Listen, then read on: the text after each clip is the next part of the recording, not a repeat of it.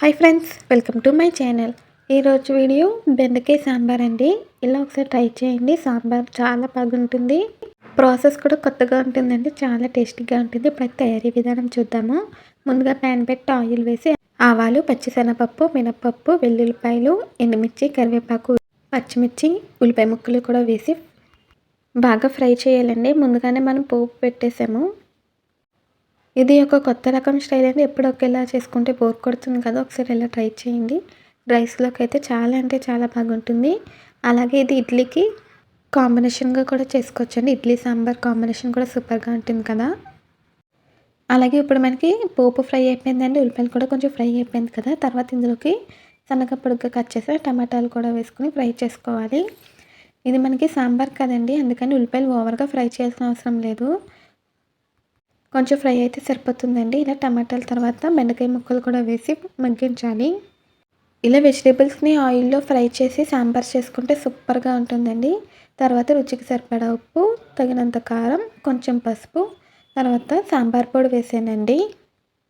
సాంబార్ పొడి వేసాక బాగా మిక్స్ చేసి 1 నిమిషం పాటు వేయించాను. తర్వాత నేను ఇక్కడ పప్పును ముందుగా ఉడికించి పెట్టుకున్నానండి.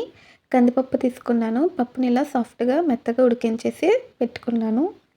ఇలా ముందుగా బాయిల్ చేసి పెట్టుకోవడం వల్ల టైం సేవ్ అవుతుందండి. తొందరగా సాంబార్ అనేది రెడీ అవుతుంది. ఇప్పుడు ఇది మనకి మగ్గిపోయింది కదా. తర్వాత ఇందులోకి ఉడికించిన కందిపప్పు వేసేసి ఒకసారి బాగా కలిపానండి. కందిపప్పు వేసేసి బాగా కలుపుకోవాలి. ఇలా కలుపుకున్నాక మనమైతే ఇంకా సాంబార్ చేసుకోవాలండి. ఆల్మోస్ట్ చాలా ప్రాసెస్ అయిపోయింది. నేను నిమ్మకాయ సైజ్ అంతా చింతపండు తీసుకొని ఒక 2 సార్లు వాష్ చేసి వాటర్ వేసి నానబెట్టాను. ఇప్పుడు మనం చింతపండు రసం అయితే వేసుకోవాలండి.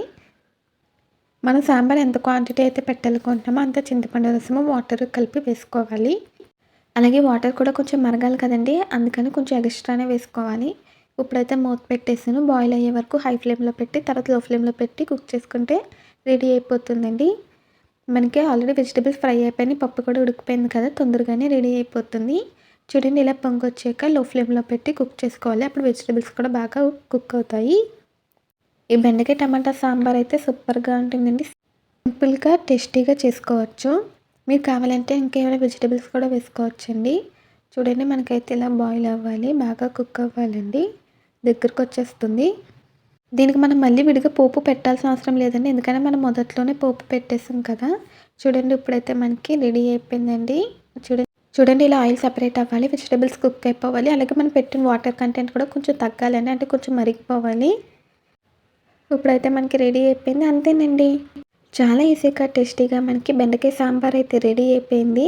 ఇలా ఒకసారి ట్రై చేయండి, చాలా బాగుంటుంది. ఈ వీడియో నచ్చిందండి? నచ్చితే ప్లీజ్ లైక్ చేయండి, షేర్ చేయండి, సబ్స్క్రైబ్ చేయండి.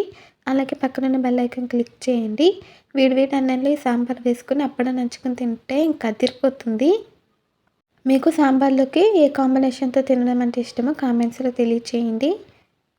ఇది రైస్లోకి కాకుండా ఇడ్లీకి సాంబార్ కాంబినేషన్గా కూడా చేసుకోవచ్చు. ఈ వీడియో నచ్చితే ప్లీజ్ లైక్, షేర్, సబ్స్క్రైబ్ చేయండి. మళ్ళీ మనం ఒక కొత్త వీడియోతో కొత్త రెసిపీతో కలుద్దాము. అంతవరకు బాయ్ ఫ్రెండ్స్.